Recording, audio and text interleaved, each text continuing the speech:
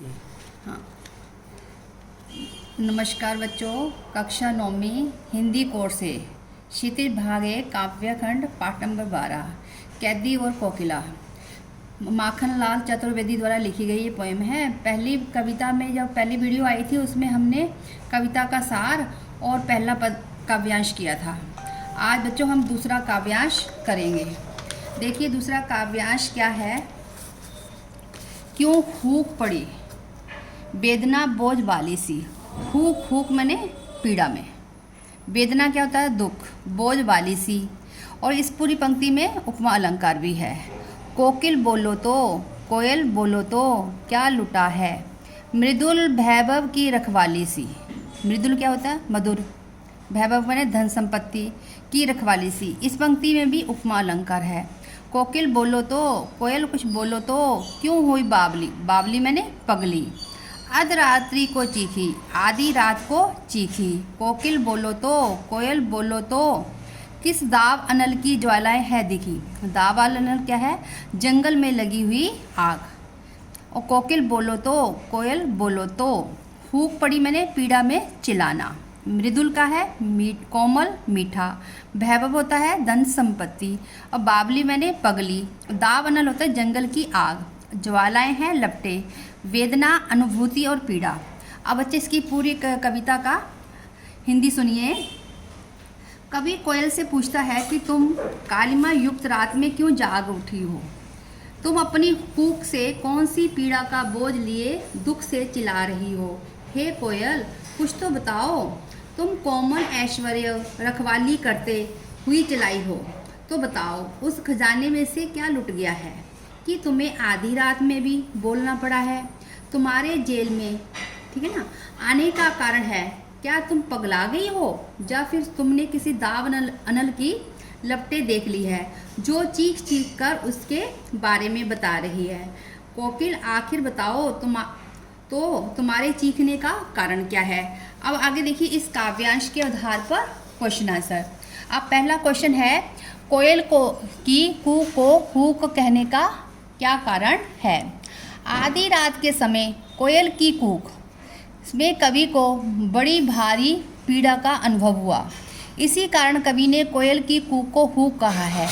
दूसरे रात्रि के समय कूकने के कारण उसकी ध्वनि में कोमलता मधुरता नहीं है। सेकंड क्वेश्चन है कवि कोयल से क्या क्या जानना चाहता है। उत्तर देखिए, कवि कोयल से जानना चाहता है कि वह आधी रात में क्यों हूकी, उसका क्या लुट गया, क्या वह बावली हो गई है या फिर तुमने किसी दाव अनल की लपेट देख ली है जो चीख चीख कर उसके बारे में बता रही है। वह क्या संदेश देना चाहती है। अब है प्रश्न नंबर 3, किस दाव अनल की ज्वालाएं है दिखी। पंक्ति का आशय स्पष्ट कीजिए। अब उत्तर देखिए, निबंध पंक्ति का आशय है स्वतंत्रता संघर्ष की आग दाव अनल के समान सारे देश में व्यक्त हो चुकी है। कवि को लगता है कि कोयल ने भी इस क्रांति की आग को देख लिया है। अब बच्चे हम तीसरा पैराग्राफ देखते हैं। तीसरा पैराग्राफ क्या है, देखो तीसरा पैरा है क्या देख ना सकती जंजीरों का गहना, हथकड़ियाँ क्यों ये ब्रिटिश राज का गहना। कोहलू का चरक जीवन की तान, गिट्टी पर उंगलियों ने लिखे गान। हूँ मोट खींचता लगा पेट पर जुआ, खाली करता ब्रिटिश अकड़ का हुआ। दिन में करुणा क्यों जगे रुलाने वाली, इसलिए रात में गजब ढहा रही हो आली। इस शांत समय में अंधकार को वेद रो रही हो क्यों, कोकिल बोलो तो चुपचाप मधुर विद्रोह बीज इस भांति बो रही हो, कोकिल बोलो तो। अब देखिए शब्दार्थ क्या है इसके। जंजीर क्या होती है बेड़ियाँ, गहना क्या है आभूषण, चरकचू मैंने कोल्लू के चलने पर होने वाली आवाज़, गिट्टी है पत्थर को तोड़कर बनाए गए छोटे छोटे टुकड़े, मोट होता पुर चमड़े का ढोल जिससे कुएं से पानी निकाला जाता था, जुआ मैंने बैलों के कंधे पर रखी जाने वाली लकड़ी, ब्रिटिश अकड़ का कुआं मैंने अंग्रेजों की हेकड़ी या अहंकार, करुणा है दया, बेन मैंने वे तोड़ना। अब इस पैराग्राफ की हिंदी देखिए बच्चे क्या है। स्वतंत्रता आंदोलन के सक्रिय से भाग लेने के कारण कभी अंग्रेजों की काल कोठरी में बंदी है। अंग्रेजों की काल कोठरी में क्या है बंदी है। जेल में उस पर तरह तरह के अत्याचार किए जा रहे हैं, ठीक है, उसको दुख दिए जा रहे हैं। कभी अपने मन का दुख और अपनी यातनाओं के बारे में कोकिल को बता रहा है। जेल में उन्हें हथकड़ियाँ और बेड़ियाँ पहनाई जाती हैं।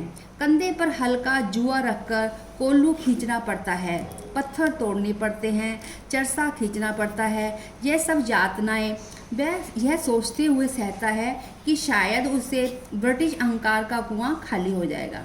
कोयल रात में वेदना के स्वर में होकर गजब ढा रही है। कभी कोयल से पूछता है कि रात के इस समय, शांत समय में वह क्यों विद्रोह और क्रांति के बीच बो रही है। अब देखिए इस पैराग्राफ के क्वेश्चंस क्या है। पहला क्वेश्चन है, कवि ने ब्रिटिश राज का गहना किसे माना है।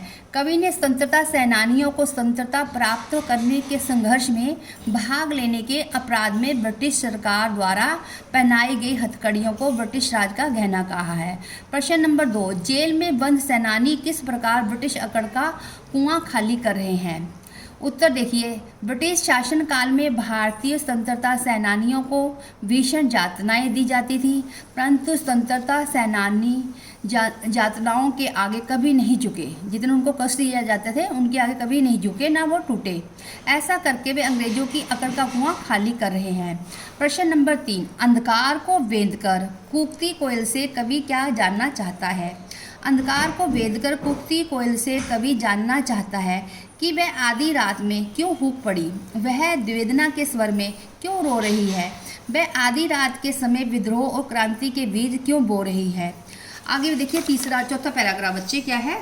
चौथा पैराग्राफ है, काली तू रजनी तू भी काली, शासन की करनी काली, कल्पना काली, लहर काली, मेरी काल कोठरी काली, है ना, टोपी काली, कमली काली, मेरी रोल श्रृंखला काली, पहरे की हुंकरीती ब्याली, ब्याली होती है सांपनी, हुंकरीती माने हुंकार, तिस पर है गाली ए आली, इस काले संकट सागर पर मरने की मदाती, कोकिल बोलो तो अपने चमकीले गीतों को क्यों है ठहराती, कोकिल बोलो तो। जहाँ रजनी किसको कहा गया है, रात को। काली करनी मैंने बुरे कार्य करना। जहाँ काल कोठरी क्या है, अपराधियों के लिए जेल में जो बनी होती है अंधेरी कोठरी वाले कमरा जो होता है उसे कहा गया है। और लो श्रृंखला है लोहे की जंजीर जो हथकड़ियाँ पहनाई जाती है। हुंकरीती होंकार है, ब्याली जहाँ सांप है, तिस पर इसके होते हुए, संकट सागर में संकट रूपी सागर, मदमाती मैंने प्रसन्न होना। अब देखिए इसकी हिंदी क्या है। कवि कोयल से कहता है कि इस चारों ओर कालिमा व्याप्त है, तू काली है, रात काली है और अंग्रेजों की करतूतें भी काली है। इस देश में काली लहर उठ रही है, इसलिए मेरे मन में भी बुरी कल्पनाएं उठ रही है। मुझे जेल की जिस कोठरी में कैद किया गया है वह कोठरी भी अंधेरी है। कैदियों को दी गई टोपी कंबल भी काले हैं, जहाँ तक कि उन्हें पहनाई गई लोहे की जंजीरें भी काली हैं। पहरे पर तैनात पहरेदार की हुंकार भी सांपिन की तरह काली है। उस पर यह लोग बात बात पर गालियाँ देते हैं। हे सखी, इस प्रकार संपूर्ण देश में फैले संकट रूपी सागर में तुम अपने क्रांति भरे गीतों को कैसे सुना लेती हो। दूसरे शब्दों में, एकदम विपरीत परिस्थिति में भी तुम स्वतंत्रता गीत कैसे सुना लेती हो। इस संबंध में हे कोयल कुछ तो बताओ। अब प्रश्न देखिए क्या है। पहला प्रश्न है, शासन की करनी काली से कवि का क्या तात्पर्य है। अंग्रेजों का शासन स्वतंत्रता सेनानियों क्रांतिकारियों को अपराधी मानता है। स्वतंत्रता आंदोलन को कुचलने के लिए उन्हें बंदी बनाकर काल कोठरियों में डालकर कठोर अमानवीय यातनाएं दी जाती हैं। खाने का पूरा भोजन नहीं दिया जाता है। पहरेदार गाली गलौज भी करते हैं, उनसे पशुओं के समान काम भी कराया जाता है। तत्कालीन अंग्रेजी सरकार के कार्य बहुत खराब है। प्रश्न नंबर 2 है, कोकिल क्या करने के लिए कटिबद्ध है। कोकिल देश की एकदम विपरीत परिस्थितियों में स्वतंत्रता के गीत गाने के लिए कटिबद्ध है।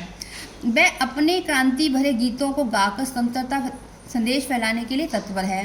प्रश्न नंबर 3, इस काव्य पंक्तियों में कवि ने कहाँ का वर्णन किया है। इन काव्य पंक्तियों में कवि ने जेल के भयावह वातावरण का वर्णन किया है।